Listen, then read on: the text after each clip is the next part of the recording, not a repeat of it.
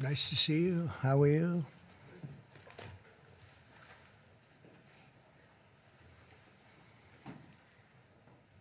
We have a lot of athletic talent and great people behind me. And I'm going to do some very important things for our country. Nobody knows LT, right? LT, greatest ever. Lawrence Taylor. You look good. You could play right now, I think, LT. You only look that way.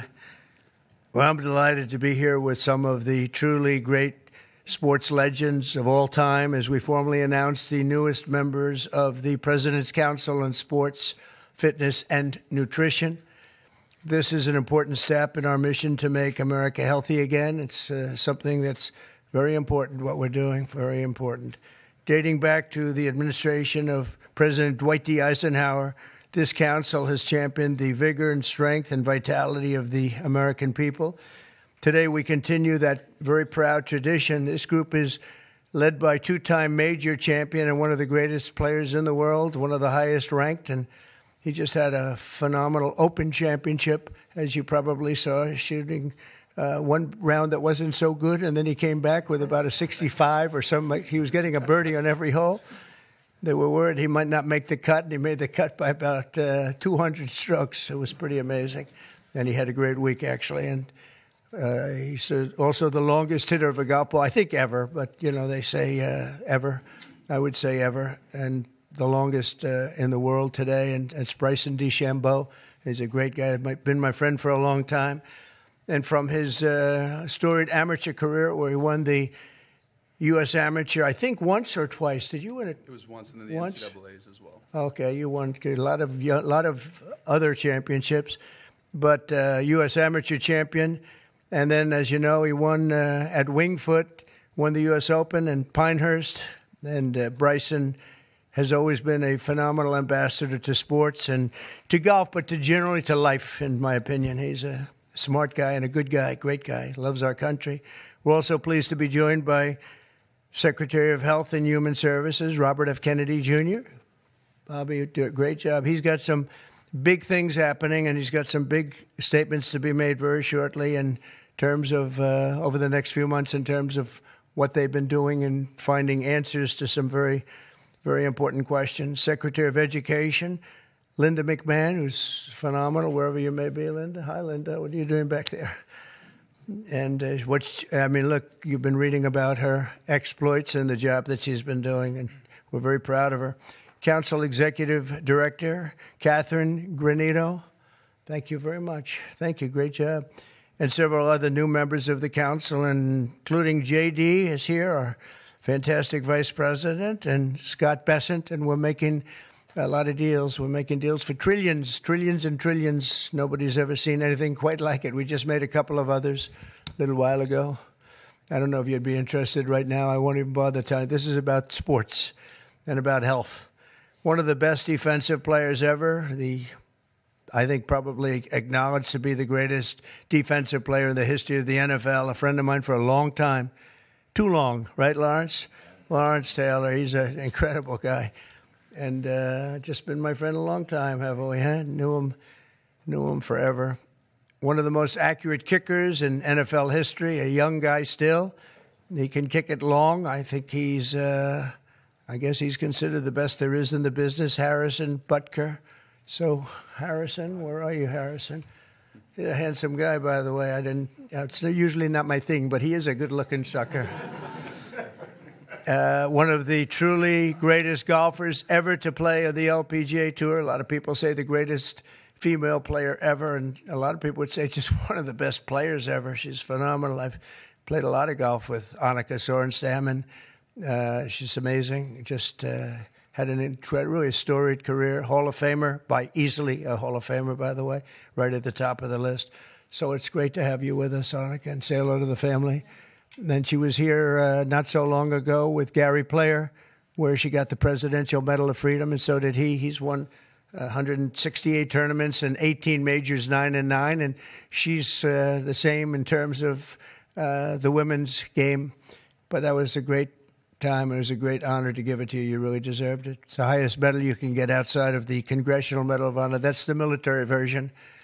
And the other is the Presidential Medal, and you got it. So thank you very much. 14-time WWE World Champion, and he's a man who you're not going to mess around with. Even Bryson said, I think I'll take a pass on him, right? You're going to take. And he's another one who's been my friend for a long time. He's really an amazing athlete. Triple H. Here he is. Oh, that's still very strong. He's a strong guy. And it's great to have you. And you felt very strongly about this, about the council. 100%. Yep. Well, it's a great honor to have you. Offensive lineman, NFL, very respected, very smart. Cody Campbell. Thank you, Cody, very much. Thank you very much. In addition to the people here, we have other council members that want to just pay their respects. One of the greatest players and athletes ever. You could say, when you look at records, there's probably nothing like it. Tiger and Jack. This is Jack. Tiger was here not so long ago getting the Presidential Medal of Freedom also. He's a fantastic guy. And on the council, we have Jack Nicklaus, and he sends his regards. We have Gary Player, one of the greats. Nellie Corder, who's a phenomenal young, I think you'd say great young player. Annika, right? She's a fantastic person, too. NFL icons, Tony Romo, also a great football player. Quarterback, also a great golfer. Nick Bosa, who's, you know him, he's a modern-day version of Lawrence. What do you think? He's pretty good, right, Lawrence? Pretty good. He is. Saquon Barkley was on the council. And Tua Tagovailoa, the quarterback, who is really, he's been fantastic. He's been, when he's not injured, he's great. He's got to stay healthy. But he's a great guy. NFL Commissioner Roger Goodell is on the commission. NFL Commissioner Gary Bettman. And the great one, Wayne Gretzky, is on. And a man who also received the Presidential Medal of Freedom, Mariano Rivera. And when I looked at his record, it was unbelievable. The Sandman, my wife said, why do they keep playing the Sandman when he walks in? And I said, because he just puts the batter to sleep. He was great. When you look at his record compared to second, and Raleigh Fingers was great, and he was really great. But when you look at the record, boy, Mariano had a record. I've never seen anything like it. He was so high up. The order that I'll sign today in a few moments directs the council to develop strategies to improve America's physical fitness and renew the American spirit, excellence, competitiveness, and sportsmanship. To that end, I'm pleased to announce that we're officially restoring the Presidential Fitness Test and the Presidential Fitness Award, and it's going to be a very big thing. From the late 1950s until the 2013, graduate scholars all across our country competed against each other in the Presidential Fitness Test, and it was a big deal. This was a wonderful tradition, and we're bringing it back. I think Bryson and everybody here wanted to see if we could bring that back, and it's turned out to be very popular to do. My administration's also pressing forward with the important reforms in sports and athletics, and the group behind me and the others that I mentioned and others that I've asked to join. We have many great athletes I've asked to join the council, and we're going to let some of them come in. But they're going to also be working on college football in terms of what happened. It's a mess. What happened? It's what they're doing with college football, and the fans are upset about it, and players are being taken from team after team and being traded around like playing cards, and a lot of money's passing, and nobody knows what's happening.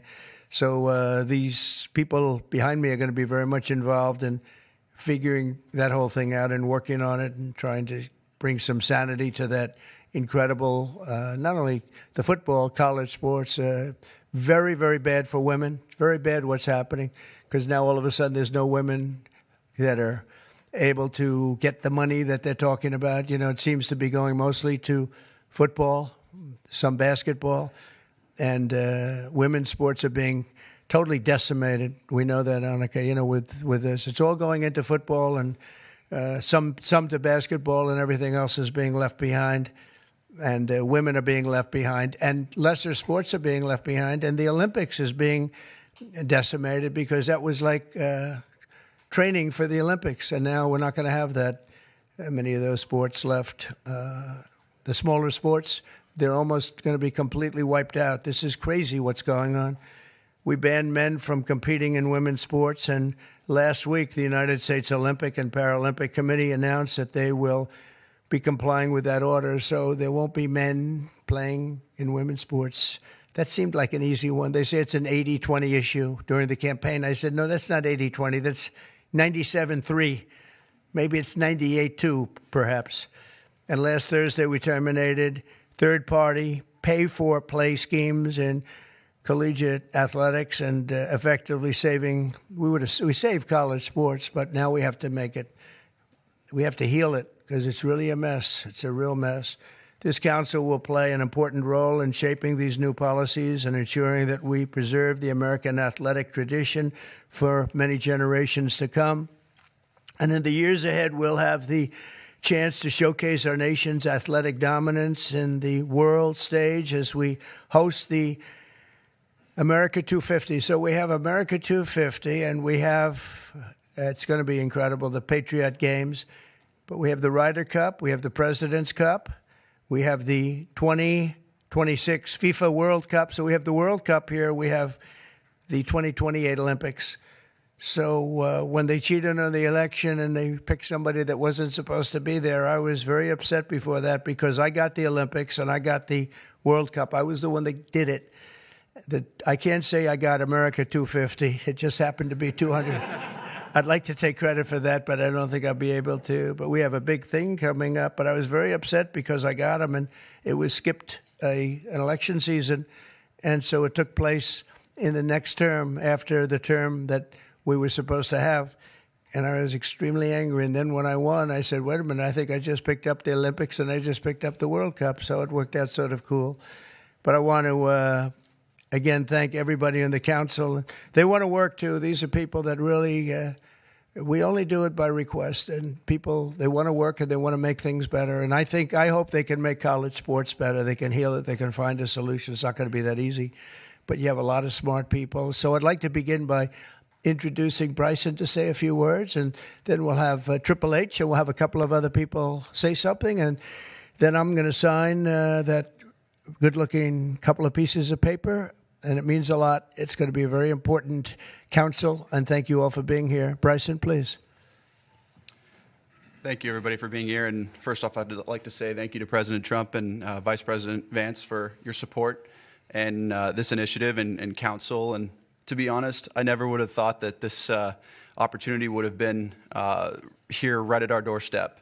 We have an opportunity at being the 70th anniversary of the President's Council on Sports, Fitness, and Nutrition to literally change the fabric of kids' lives. And our first initiative is to bring back and reignite the President's Fitness Test, and then also reestablish some key other metrics on guidelines around building some communities, and also, again, with the President's initiatives around college, we think we can help in that regard too. But we've got a great established council with us that we believe we can change the fabric of our communities and kids' livelihoods for the future generations that are to come.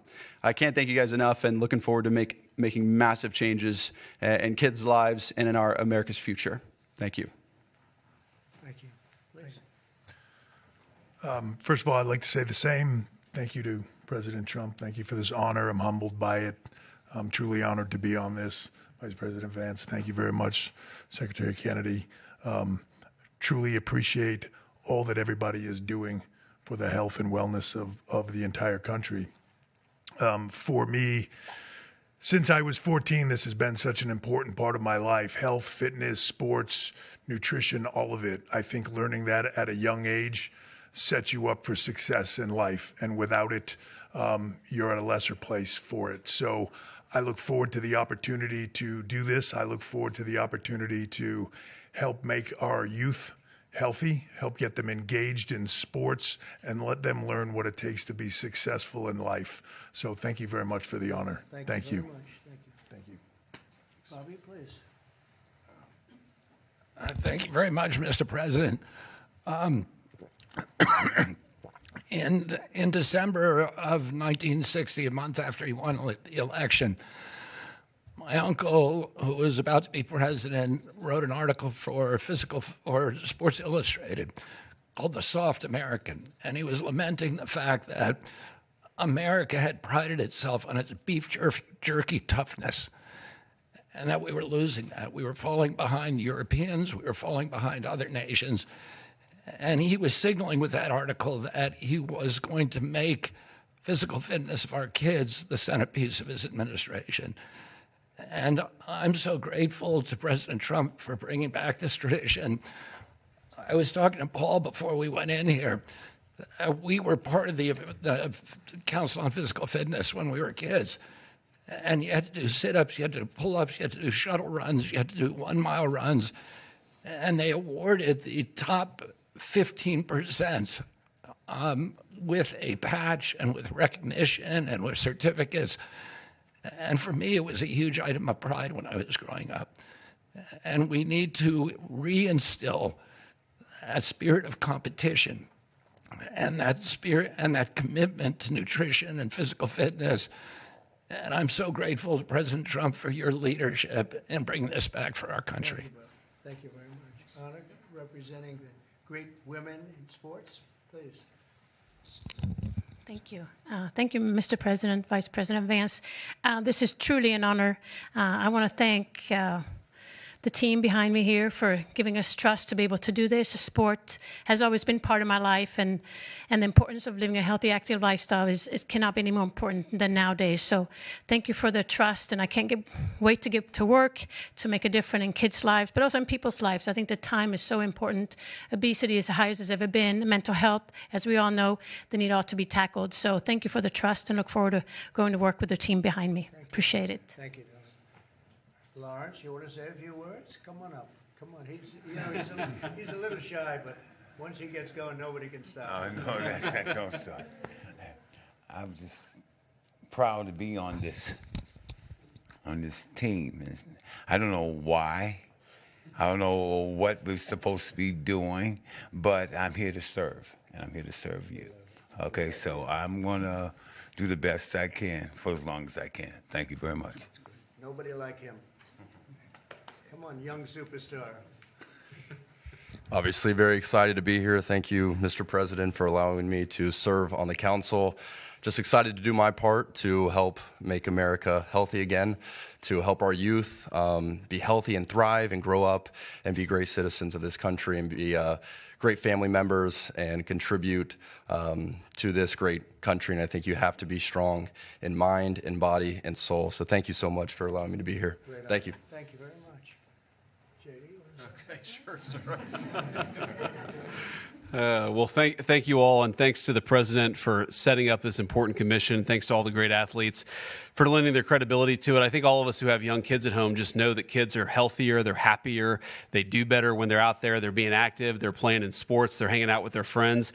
I think all of us have thought at one point in the last few years that kids spend a little too much time on their phones, maybe a little bit too much time in front of the TV, and we just want kids to do better. We want them to be healthier, we want them to be happier, and we know that getting out there, playing in sports, and being active and healthy and physically fit is a critical part of this. So all due credit to the President and Secretary Kennedy's leadership. This is all about just making our kids better citizens, better people, and happier in their daily lives. And I think this is a great team to get it accomplished. Thank you, sir. Okay, let's sign this. Linda, come on. We'll sign this for Linda.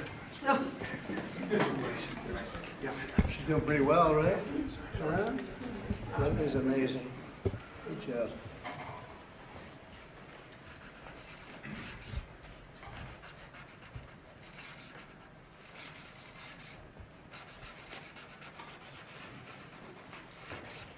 Okay, we got it. I think we're good.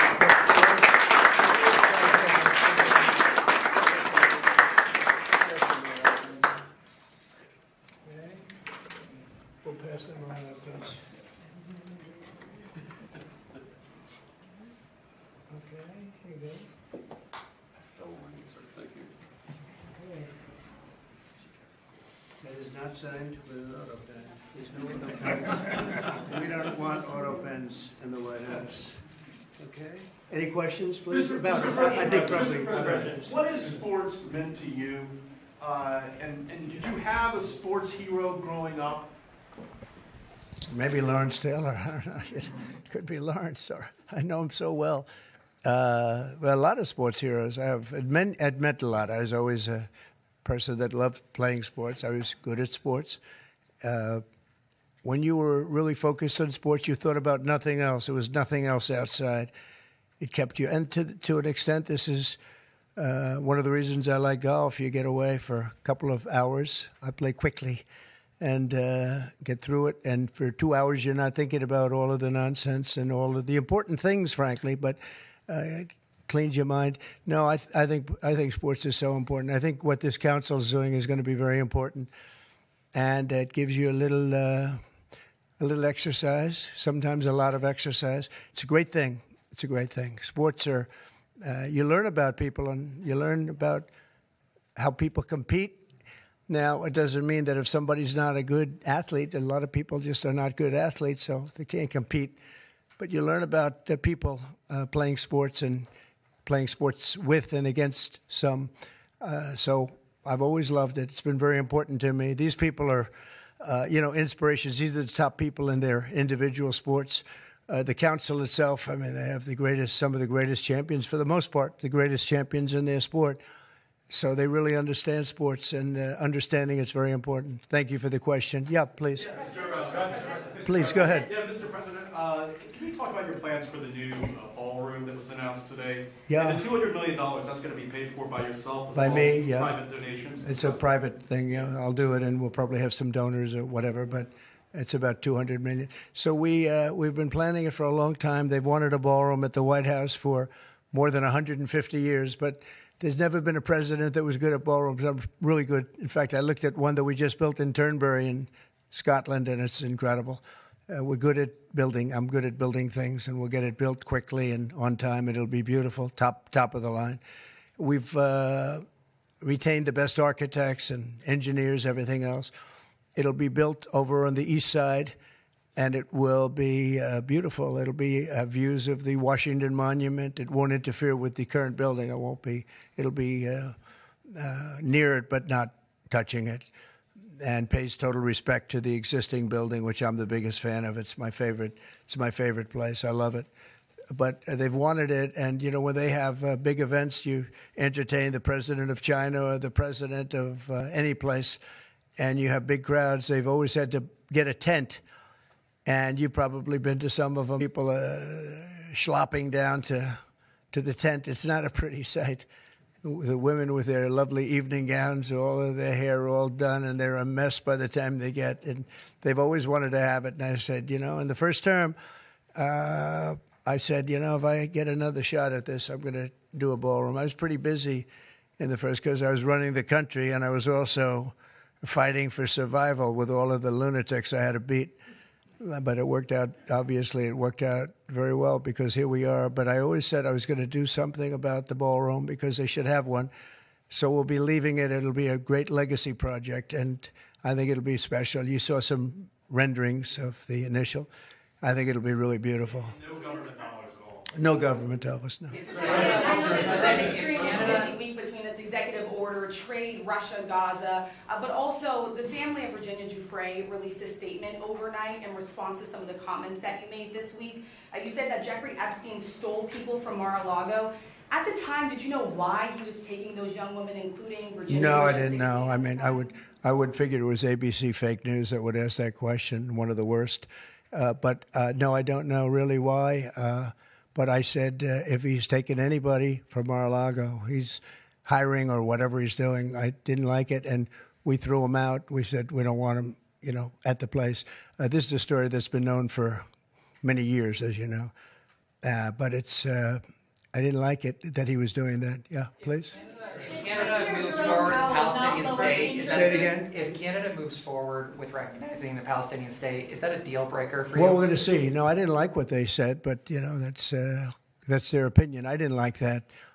Not a deal breaker, but we haven't spoken to Canada today. He's called, and we'll we'll see. But we have made a few deals today that are excellent deals for the country. You know, we're taking in literally trillions of dollars for the country. This is making our country very rich and respected again.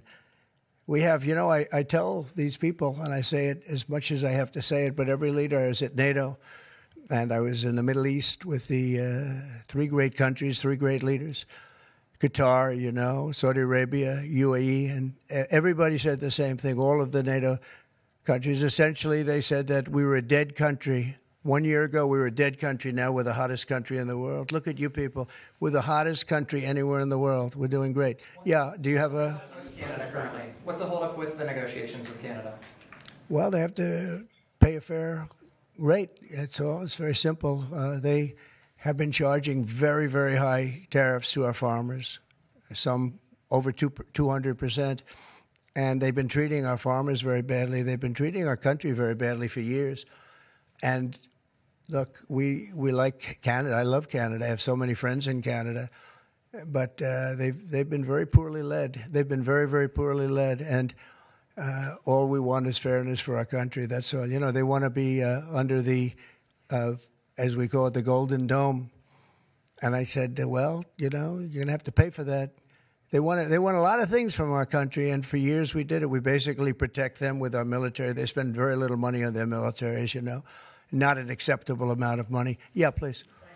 President, your tariffs policy goes into effect tomorrow. Yeah. As you know, a federal appellate court today heard oral arguments about whether or not you had the authority to unilaterally impose those tariffs. I'm not going to get you to weigh in on the legal arguments, but you're weighing your decision to do that, your authority to do that, based on a 1977 law. It's never been invoked before.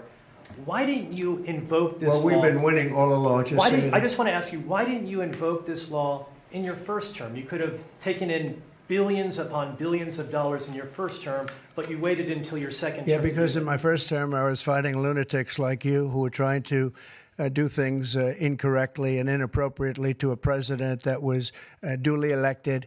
And we did do certain tariffs in the first term. If you look at China, we took in hundreds of billions of dollars from China. But when COVID came, the last thing I was going to do is tell France and Italy and Spain and a couple of other countries that we're going to hit you with tariffs. We had to fight the COVID situation when that came. But if you look at my first term, we took in hundreds of billions of dollars worth of tariffs, but you people didn't cover it very well. Yeah, please. Go ahead. Thank you so much. I'm representing the foreign poll today. I'm asking you two questions on foreign policy. The first one, do you plan to re-engage diplomatically with Iran, go with direct talks with them, or are you happy with the current situation, having no deal with Iran? Well, Iran has been acting very badly. They were decimated. Their nuclear capability, that potential, which could have happened within 3 or 4 weeks, was decimated.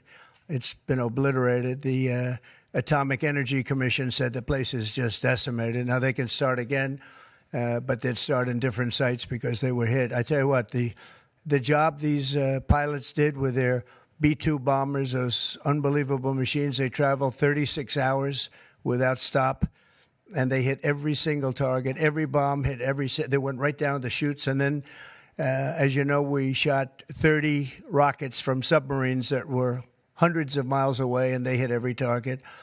So they can start again, but they haven't been saying the right thing. I will say Iran has not been saying the right thing. They have not been speaking nicely, and they should be. Yeah, please. Mr. Powell not lowering interest rates again. Many people say that he's playing politics with the futures of millions. Well, he is. We call him Too Late. He's Too Late. It's his new nickname. It's Too Late Powell. He's terrible, the Federal Reserve Chairman. Not only that, he's building a building. He's at $2.9 billion. It's actually 3.1 if you include other areas that are essentially the same thing. Way over budget, has no idea what he's doing. And I would say he's probably good at that compared to what he does with interest rates. But, you know, we have him there, and it was a mistake. I put him in, and then Biden extended him. And Biden only extended him because he knew I couldn't stand him. And that turned out to be not a good thing for Biden. Although he did lower interest rates just prior to the election. Didn't work out too well for them.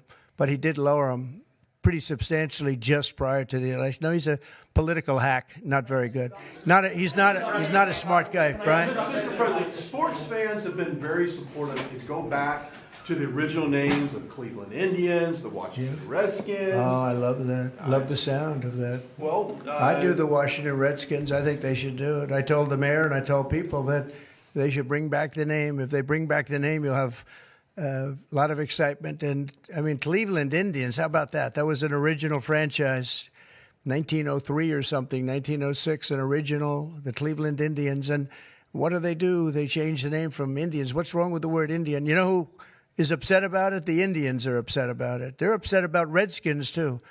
So Redskins, I guess you'd say it was a little bit lesser of a case, but people want to see the Redskins, and the Indians want to see the Redskins back. No, I recommend it. I was asked that question the other day. The Washington Redskins, it's a fabled franchise. And now, I don't even know what the hell their last name is. What are they, Commanders or something? Is it Commanders? It's not a good name. About President Biden, sir. About President Biden, sir. May I ask you a question? Wait a minute. No, not you. You. Mr. President, Kamala Harris, as you know, is not running for governor of California. She's not going to do it. What do you see in her political future, sir? Well, she can't speak. She can't talk. She can't do an interview. I thought it was a very strange campaign that we had. But, you know, I had two of them. We were up by like this massive number of points on Biden, and they said, let's change to Kamala. Nobody knew who Kamala was. Nobody knew her last name, Harris. They said, we're going to get Vice President Harris. Everyone said, who the hell is Harris? They only knew her by the first name. But no, I thought she was a terrible candidate. Look, don't forget, she didn't really get the nomination. I mean, that whole nomination was strange. She was the first one out. You know, she took a good amount of points with her when she announced, but nobody knew her. And once they got to know her, she dropped out very shortly after she started. And she started with a pretty good, you know, she was like in second or third place. But I don't know. I mean, I wouldn't call her a skilled politician. Would you? She's also coming out with a book. Any plans to buy it? I don't know. Yeah, I think I'm going to buy it. I'd love to see it. No. I'd find it. Look, I find everything in politics interesting. I sort of enjoy politics. She wasn't a skilled person. You know, you have skilled politicians, really skilled politicians, and then you have some that aren't. And she was put in a very tough position, I think. She did have a 6-week honeymoon. They told me, the pros said, you know what, she's going to have a 6-week. And she did. She was like untouchable in terms of everybody thought great. But she didn't do any interviews or anything, which was strange. Not even friendly interviews with friendly reporters like her right there, really friendly reporter. And you know what happened? People said, what's wrong with her? Why isn't she doing? She made a mistake. She should have done interviews. She didn't run a great campaign, but we beat Biden, and then we had to beat, nobody's beaten two. I had to beat two. That's like Dana White, the great Dana White has a fight, and he has a fighter that's getting the hell knocked out of him. They say, well, let's take him out and put somebody else in. Didn't seem fair to me at the time, but where are we? We're in the White House. So, I mean, you know, so it worked out. If I may, sir, a very serious question here. Russia today hit Kyiv with missiles and drones, more than 100 people, kids. I think it's Russia, I think it's disgusting what they're doing. I think it's disgusting. This is Biden's war. It's not my war. But I said if I get in, I'll try and get the thing stopped. But I think what Russia's doing is very sad. A lot of Russians are dying. You have a lot of Russians. More Russians are dying. But Russians are dying. Ukrainians are dying. You know, the United States isn't really involved in that war. It shouldn't be. And by the way, I made a deal with NATO where NATO pays us for everything that we send. We send them ammunition, missiles, etc. And we're not paying anything for that war. But I will tell you this, it should be stopped. It's a disgrace. And the ones that are dying they're losing 7,000 now. It was 5,000. They're losing now 7,000 soldiers a week, Ukrainian soldiers and Russian soldiers.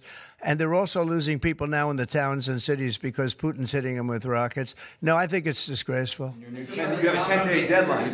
You imposed a 10-day deadline. Yeah, we have about 8 days. Yeah, we're going to put sanctions. I don't know that sanctions bother him.